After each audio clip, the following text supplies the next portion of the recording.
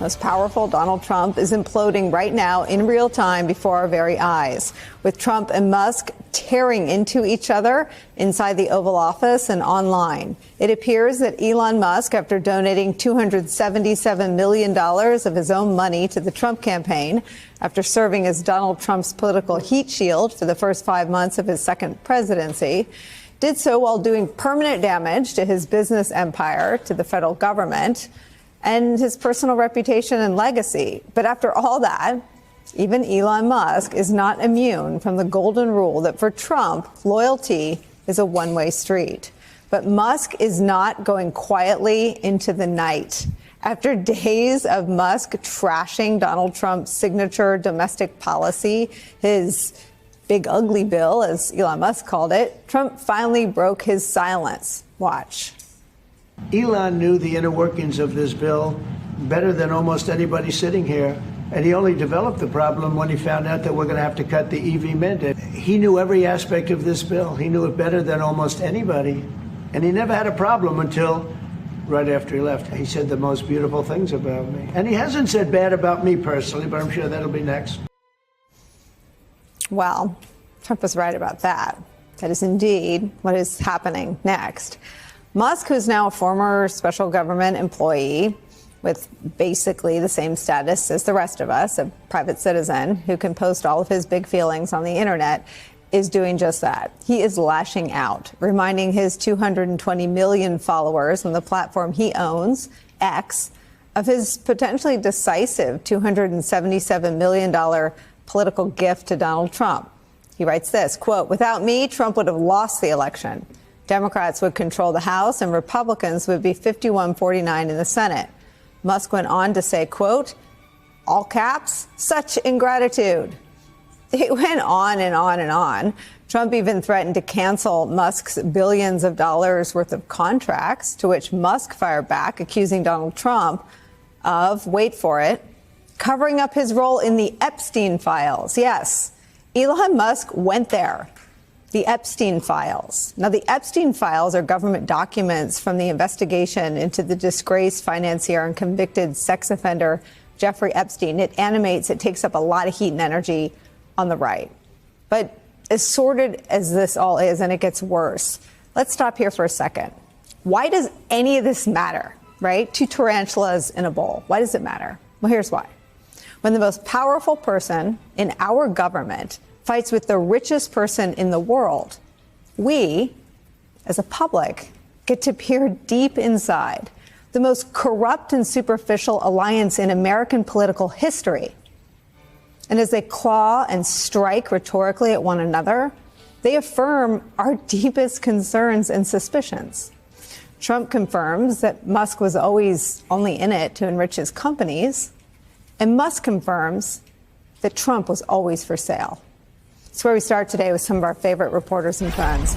New York Times correspondent Teddy Schleifer is here. Also joining us, the president of Media Matters for America, Angelo Carasone. And with me at the table for the hour, New York Times editorial board member, MSNBC political analyst, Mara Gay. Teddy, I got to start with Elon Musk, who seems to have won round one by invoking the Epstein files. What gives? Is that a KO here? You say the word Jeffrey Epstein and suddenly on the right, I think it is. I mean, and maybe give some of the backstory. I mean, the Times has had pretty detailed reporting on this. For the right, this is a conundrum for Bondi and Bongino and Patel, who now have access to the actual government files and are having a hard time tamping down some of the conspiracies farther to the right than those three individuals.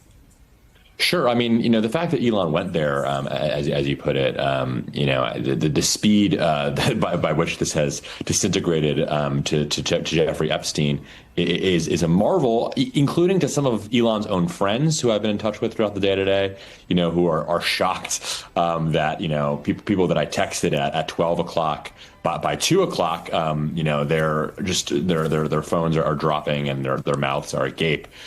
Clearly, this is, only going to get worse, at least for the rest of the day. This partnership, people forget, is not that old, which makes it kind of easy to tear asunder. It is not as if these are two old friends who go back decades and they're having a tough day. They really didn't know each other until about a year ago. They, spent basically no time together until Elon moved to Mar-a-Lago during the presidential transition. So there's not this like bank of goodwill for either of them to kind of call upon when times get tough. Angelo, we should say as a news organization, we have no reporting to back up or explain what Elon Musk is tweeting about. But Elon Musk finds himself in a financial and reputational ditch today. Let me show you what Scott Galloway had to say about Elon Musk's legacy right now. I think his legacy is not going to be an EV or putting rockets into space. I think it's going to be unnecessary death, disease, and disability of the world's most vulnerable. That is not what it means to be an innovator. It's not what it means to be an American. It's not what it means to be a man. So speaking of going there, Scott Galloway going straight to something Elon seems to prize, his manliness. Yeah. I mean, and I think that sort of gets to part of what we're seeing here play out, right? Which is that you have two of these right-wing fever swamp creatures battling with each other, like you said, tarantulas in a bowl.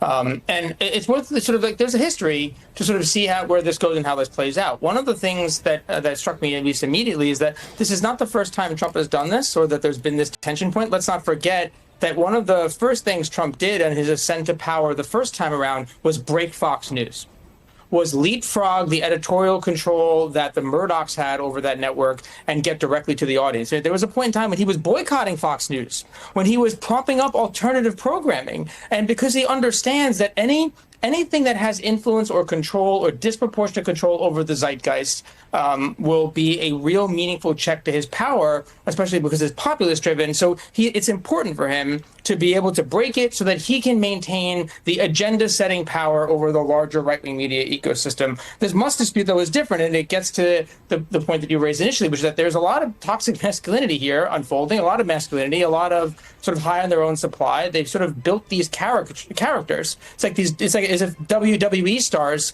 suddenly, live the role so long that they no longer are able to separate their real identity from the fictional character that they play. And as a result of that, they act in public life in ways that are aligned with what their character does. And what does that mean when you have a game of chicken like this? Well, right now it's just words. And I think sometimes Democrats and the Beltway media can get a little too excited. Schadenfreude is not a strategy. We can enjoy it, but that does not mean that anything has fundamentally changed. They're saying nasty things to each other. Donald Trump threatened to nuke North Korea, and then they were writing beautiful letters to each other. So the words, I want to just say that nothing meaningful has happened yet.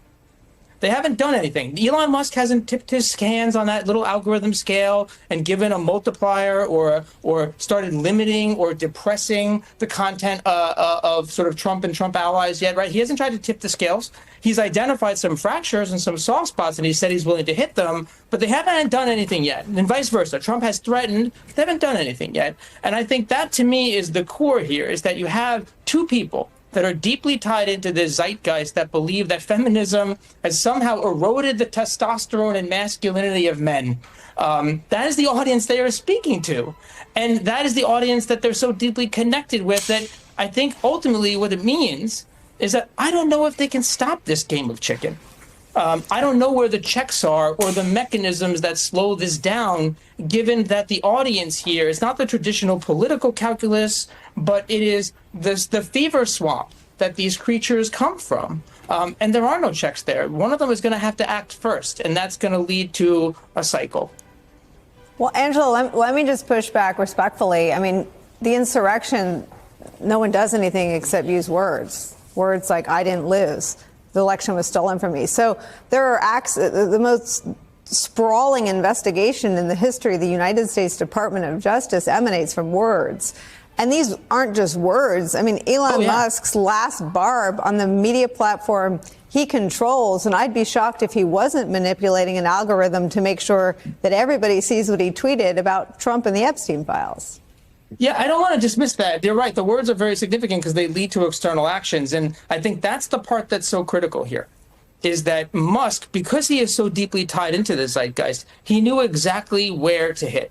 And that Epstein files, you had to have Teddy explain that, right? Because many in the audience here don't really even understand how significant that is to the very base that Trump and Musk are both speaking to and lobbying for support from, because they are going to take that support for their political power. That is part of how Trump came to power, is that he organized power and used to be considered the fringes. So I don't want to diminish the power of words. I'm not trying to suggest that. What I'm trying to say is that this is only the beginning, and these words have so far laid out the soft spots and the fractures, but I don't know where the check is or the guardrail to stop them from taking additional action, from stopping Trump from saying, you know what, we are going to review the security clearance of Musk, given all the reporting, right, which hasn't really happened yet. With Musk starting to threaten government space launches with these contracts, or to start tweaking the algorithm, or to start promoting antagonists of Donald Trump in meaningful ways. The government is so worried about TikTok, right? Because they can influence